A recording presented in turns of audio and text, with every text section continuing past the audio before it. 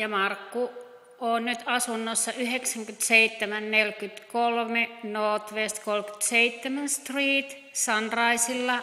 Velleby on tämän asuntoalueen nimi. Tässä on iso olohuone nyt aivan ensimmäisenä.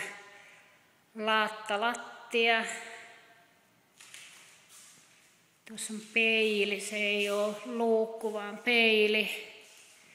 Siellä on niin sanottu ground molding eli nuo kattolistat, ihan siistit. 360 astetta, siinä on pikkuinen piha edessä. Uima-allas heti tien toisella puolella. Varasto. Ei näy, mä otan siitä valokuvan jo. Täällä on alakerran vessa ja varasto, mutta sitten tullaan keittiötilaan ja keittiö puuttuu kokonansa. Ihmekös kun olikin niin halpa, eli ei ole keittiötä, ei kalusteita, ei koneita, ei mitään. Mutta mikä view? Järvinäkymä, pieni piha ja vesinäkymä siellä. Hinta tällä on 66 900, mutta tosiaan keittiö pitäisi laittaa. Tuossa on tuollainen peili, seinä ja tähän sitten mahtuu ruokatilat. Sitten mennään yläkertaan. Yläkerrassa tässä on puuportaat, mutta sitten täällä on makuuhuoneessa matto. Eli nyt ollaan master bedroomissa. Siellä on walk-in closet. Täällä ei ole sähköjä päällä, niin mä otan näistä kuvan. Ja tämä on iso makuuhuone. Ja sieltä näkyy se järvinäköala.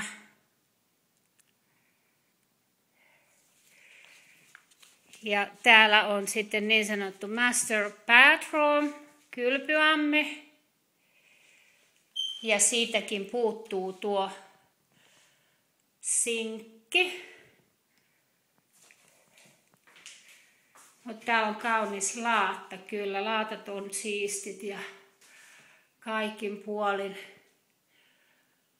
hyvässä kunnossa muuten. Mutta tosiaan, ja sitten mennään toiselle puolelle. Täällä on 2 makuuhuonetta. Siellä on 1 kylppäri. Tosiaan valoja ei ole, mutta täällä kylpyhuoneessa on myöskin amme. Täällä on 1 makuuhuone.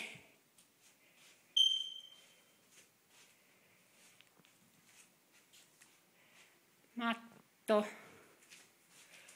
Ja ikkunasta kun katsotaan, niin tuolla näkyy tenniskenttä oikealla puolella ja vastakkaisella puolella, talon toisella puolella tien toisella puolella on uima-allas.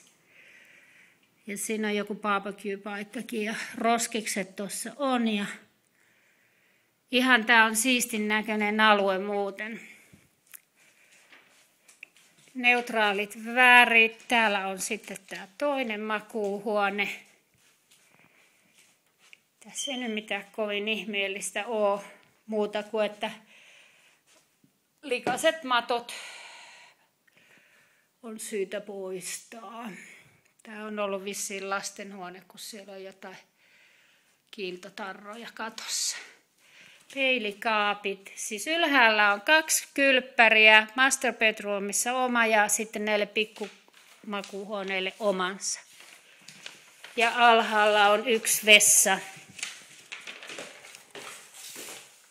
Mutta keittiökalusteet todellakin puuttuu. Tullaan vielä uudestaan alas.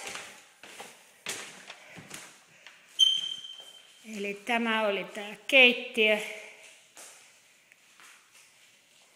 Että se pitää tehdä ja siihen tulee sitten tietysti hintaa.